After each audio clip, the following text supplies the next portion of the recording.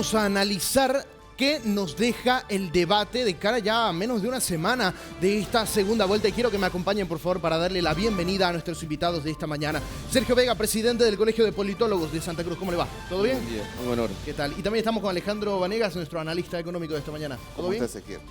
Edmundo, no se preocupe. A ver, primero una mirada genérica de lo que es o lo que nos dejó el debate. ¿Qué le pareció, Sergio, desde su punto de vista? Bueno, ha sido enriquecedor para las personas que manejan un tipo de criterio un poco más amplio en términos económicos, jurídicos, políticos, porque si vemos los perfiles de ambos candidatos son muy similares. Ambos son casi contemporáneos. Ambos han sido formados en Estados Unidos en materia académica, ambos son preparados, sí. Ambos tienen experiencia en la administración pública en Bolivia, también. Y ambos tienen un pasado que los condiciona y hay críticas a raíz de ellos, también. En ese sentido, ahora cuando arranca el señor Rodrigo Paz, empieza a hablar del FMI, del dinero que le llegaría a los bolivianos, y ahí hace una separación entre liberales y conservadores, ¿no? Al señor Tuto Quiroga le está diciendo que es conservador, que ese dinero va a llegar a un grupo minúsculo que sería la élite, y sin embargo él habla de ordenar, y cuando empieza a mencionar también sindicatos, federaciones, diversifica el poder y lo pluraliza. Eso es, son elementos de liberalismo, ¿no? Entonces, es interesante, al final de cuentas, ambos hablan de generar un nuevo pacto fiscal en materia del 50-50 y el otro habla del 62-38, que en materia de recursos económicos para las regiones es muy interesante. Ahora, el 50-50 a mi criterio es algo interesante, pero tiene que pasar por la Asamblea, ¿no? Hay que tomar en cuenta ello. La autonomía ya está implantada dentro de la Constitución Política del Estado.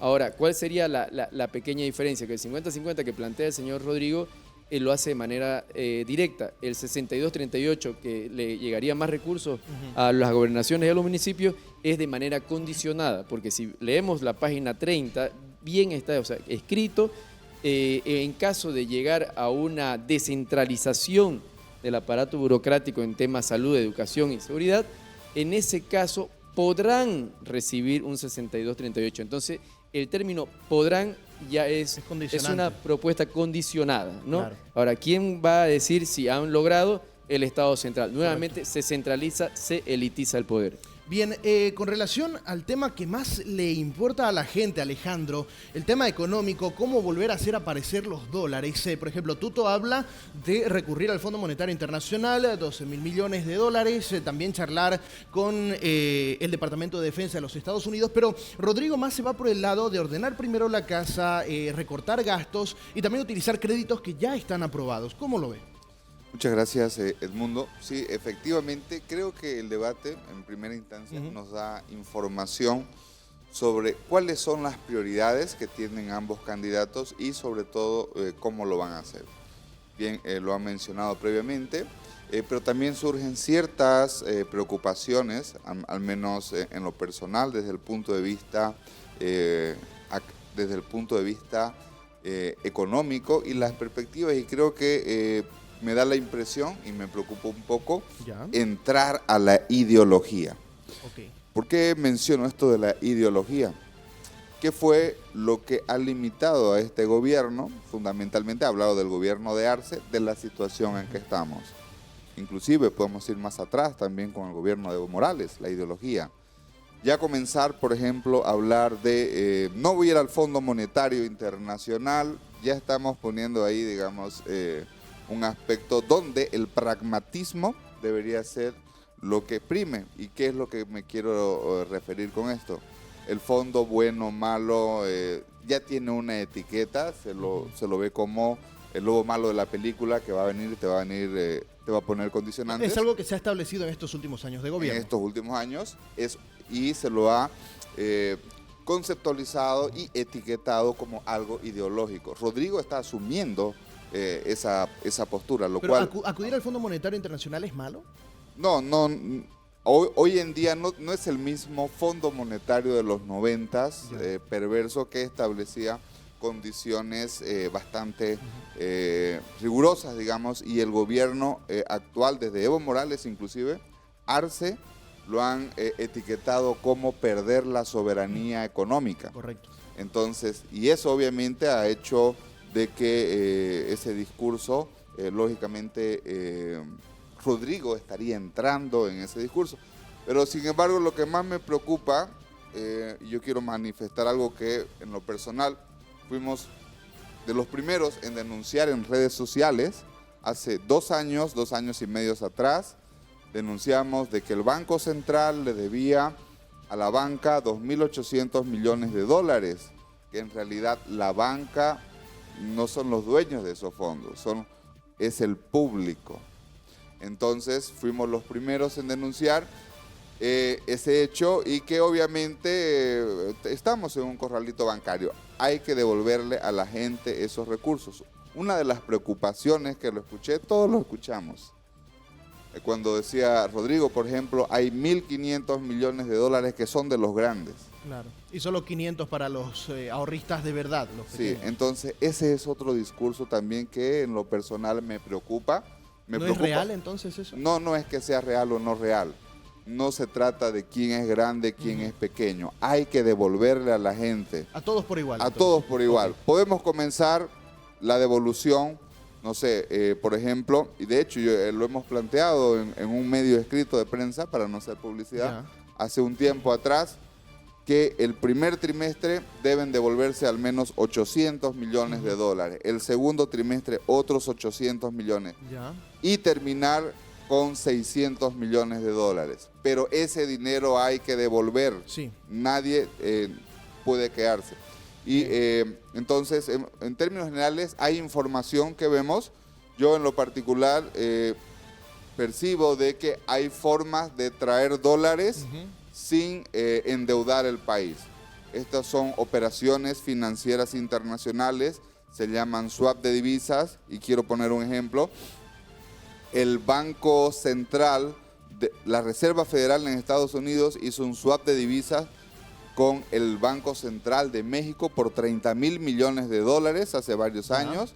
Lo mismo hizo con el Brasil, y hay mecanismos financieros alternativos donde pueden ingresar los dólares sin endeudar al país. Perfecto. Hay que hablar también de la contención social. ¿Cómo contener toda la situación que se está dando hoy en día con la escasez no solo de dólares, sino también de diésel? ¿Cómo lograr devolverles estabilidad económica a la población? Y Sergio, te consulto desde el lado político, ¿cómo has escuchado las propuestas de los dos candidatos que hablan, por ejemplo, incluso de algunos recortar un poco las subvenciones? Esto va a golpear a la población, obviamente, ¿no? Pero del ámbito político, ¿es correcto? Ya, cuando se habla de política, intrínsecamente estamos hablando de ideas. Correcto. La ideología es el estudio de la ciencia de las ideas que la asigna Antonio de Estudio Tracy, ¿no? Entonces, indiscutiblemente, porque son ideas, son formas de ver una visión de Estado. Es interesante en el sentido de que el gobierno, ahorita la gran lucha entre el señor Quiroga y el señor Rodrigo es llegar al 20 de octubre con un margen de apoyo social elevado. ¿Esto qué va a significar?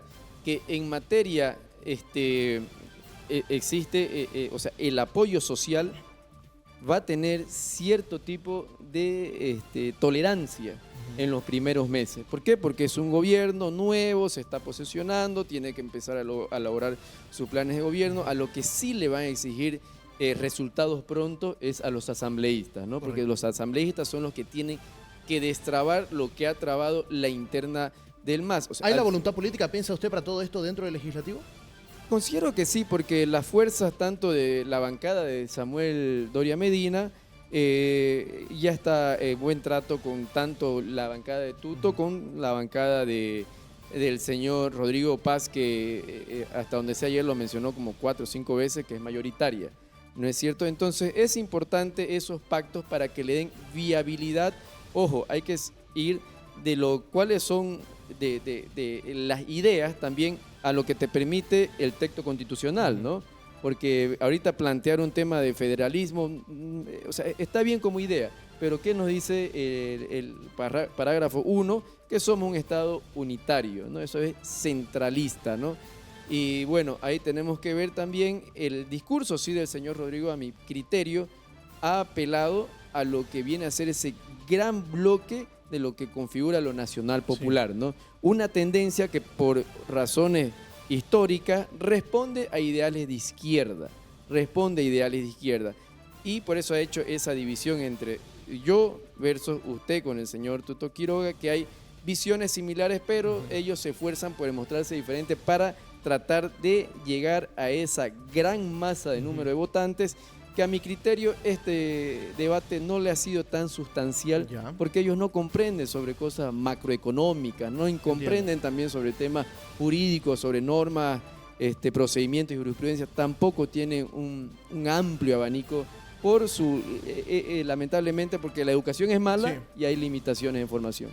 Perfecto, bueno, es parte del análisis que se hace de lo que nos deja entonces este debate de candidatos a presidente de cara a la segunda vuelta, algo histórico de nuestro país. Sergio, quiero agradecerle por estar con nosotros esta mañana. No, a ustedes las gracias por el espacio. Alejandro, también lo propio, gracias. Muchas gracias, hermano. Ha sido un placer, nosotros seguimos con más adelante más reacciones.